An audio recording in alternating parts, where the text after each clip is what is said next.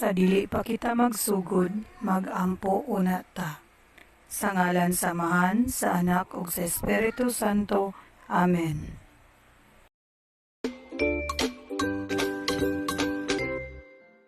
Let's pray. The Guardian Angel Prayer.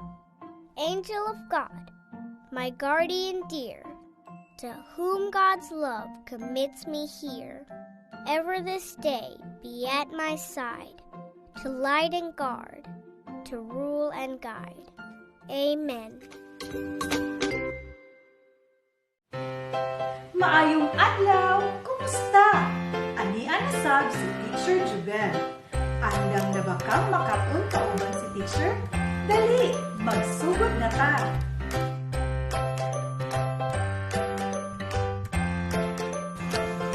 Ang atong tumong sa pagkapon karon kay daghan ang mga pamaagi nga makatunan kauban ang akong mga classmates. Aduna ako'y bagong istorya nga naguluhan og sa among eskwelahan nga gisulat ni Rosemary Lofranco o gidibuho ni Patrick Concepcion. Sa dili pa natusugdan ang akong istorya, ato nang sabton kining mga pulong. Una, library. Lugar kung diin makita nato ang mga nagkalain-laing libro o mga basahon. Ikaduha, principal's office. Lugar kung diin makita nato ang principal sa eskwelahan. Ikatulo, school canteen. Lugar nga adunay baligyang mga pagkaon. Ikaupat, clinic. Lugar kung diin makita nato ang school nurse o ang mga medikal na pasilidad. O ang ikalima, mibulag. Pasabot, mibiya.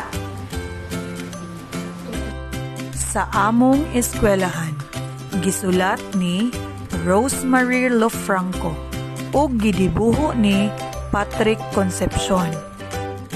Usa ka adlaw, malipayon nga mitungha si Marie ug Marlon sa ilang eskwelahan. Pagkahuman sa ilang flag ceremony, mibalik na sila pagsulod sa ilang classroom. Sa pagsugod sa ilang klase, giingnan sila ni Teacher Marisa nga musuroy sila sa nagkalain-laing lugar sa ilang eskwelahan. Una nilang giadto ang opisina sa ilang principal, kung diin mapahiyumon ang ilang principal nga si Sir Marshall. Sunod nilang gisuroy ang ilang library ug ilang naila-ila si Sir Marco, ang ilang librarian.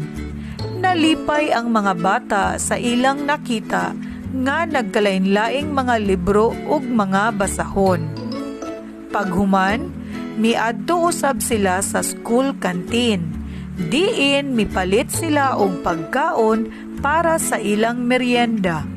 Paghuman nila og palit, miadto sila sa ilang school clinic ug ilang nahinamat si Sir Monchi, ang ilang school nurse. Sa dihang padulong na ang mga bata nga mubalik sa ilang classroom, kalit nga mibulag si Marie ug Marlon sa ilang grupo. Mibalik sila sa sulod sa library ug gipangita na sila ni Teacher Marisa. Marie ug Marlon, nakita ni Sir Marco ang duha ka mga bata. Unya, iya kining gihatod didto sa nahimutangan ni Teacher Marisa. Giistoryahan ni Teacher Marisa si Marie ug Marlon nga dili maayo ang ilang gibuhat, nga mibulag sa grupo nga wala mananghid. Nangayo og pasaylo ang duha ka bata. Tungod sa panghitabo, mibalik si Teacher Marisa ug ang iyang mga tinun-an sa pagsulod sa library. Malipayon ang mga bata nga namili sa gusto nilang tan-awon ug basahon.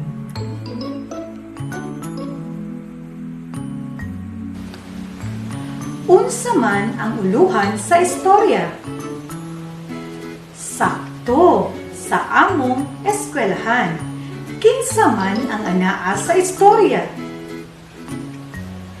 Sakto si Marie Si Marisa, si Marlon, si Marshall, si Marco, o si Monchi.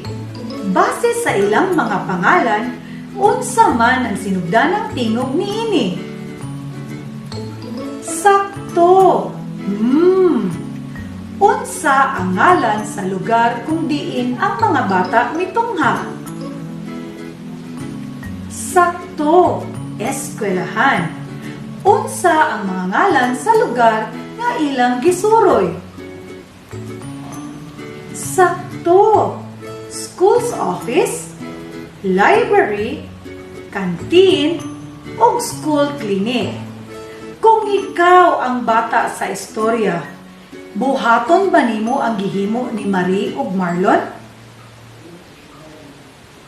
Ngano man?